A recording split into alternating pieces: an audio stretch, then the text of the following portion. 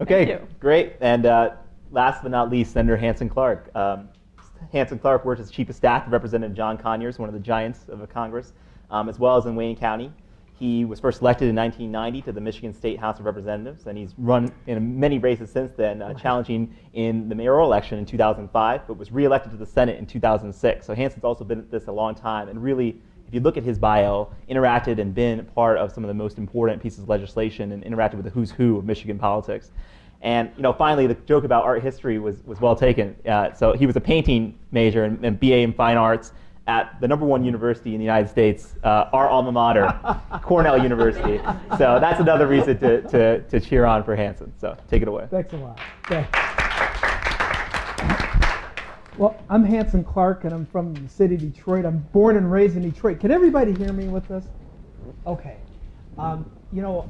Being the only child and being a Democrat of Indian origin, I've always felt alone.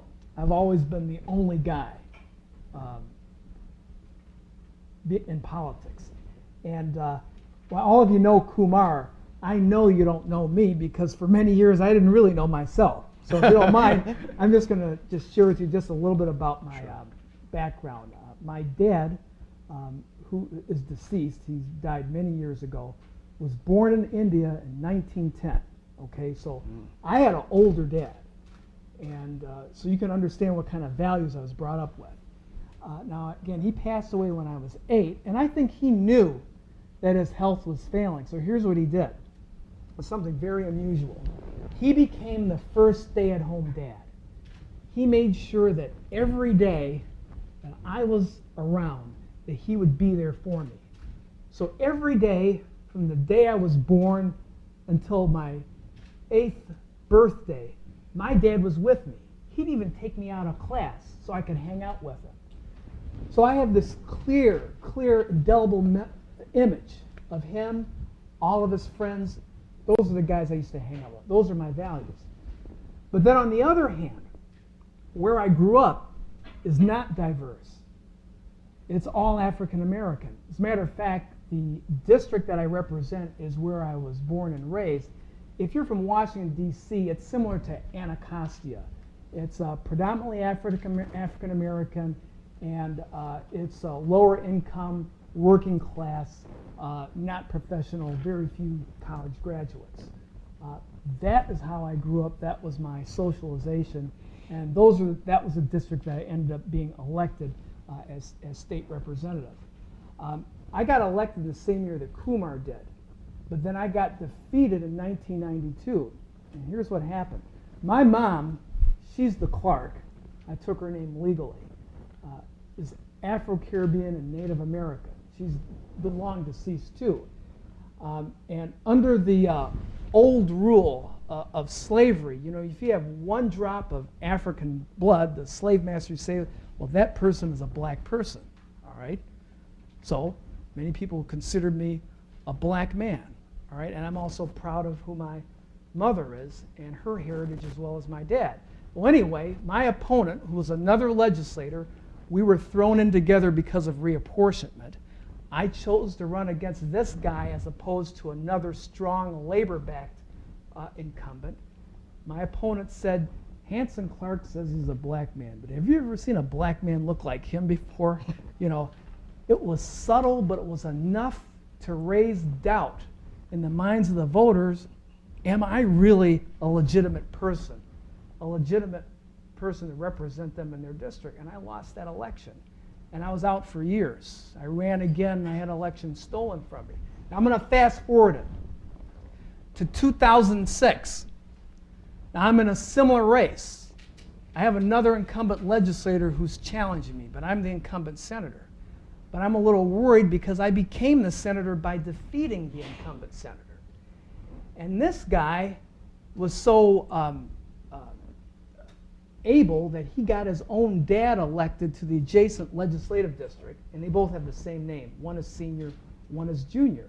And in addition, he put another political name candidate in my own base to split up my vote. So here's what he would say. He went door to door and put this on radio. He said, this guy, Hansen Clarke, His real name is Malik Hashim, which is true, it is. And he's from Pakistan. You don't want to vote for a guy like that. You need to vote for a real black man like me. This was on the radio. I heard it on NPR as I was fixing my scrambled eggs one morning. I just dropped the spatula. It was incredible. And then he went all the way out, like, on this. He really couldn't stand the fact that my dad was from India and that I'm representing that district. So anyway, here's what happened. I was very worried. I was defeated before. I ended up beating this guy like 3-1. And I just want to share with you what the difference was, and I'll do this very succinctly. You know, I told you how I grew up, and I wanted to share that with you, not so you could understand about me, but I also wanted you to understand about how to campaign effectively for office. When I was younger, I was kind of embarrassed about where I lived in the neighborhood I lived in, okay? My mother used to tell me, she said, your dad's friends, they're not going to come over here and visit us. And I don't know what she meant. I don't know what she meant because it was a black neighborhood or because they perceived it as being a dangerous, crime-ridden neighborhood. I'm not sure, but either way, it was disturbing to me. And as a kid, I did see a guy murdered right in front of me. I was 9 years old, and I never spoke to anybody about it. And all that festered in me. I had close friends of mine who were murdered, who committed suicide, who got strung out on heroin. My role models lived next door to me was a guy who was a pimp and his sister was a prostitute. So my mother was very concerned about me getting involved in that element. And I, in turn, as an adult, really was ashamed about where I was raised. So what I vowed to do was to be, not consciously, was to become the person that wouldn't be identified with that neighborhood. All right? That's what I did. And that's the kind of person I was when I ran for office. I had this Cornell degree, and I went to Georgetown Law School, and now I'm coming back to my neighborhood, and I'm going to tell people what to do, because I actually know better. I got all this knowledge and education. That attitude is what defeated me. It wasn't my opponent's racial remarks.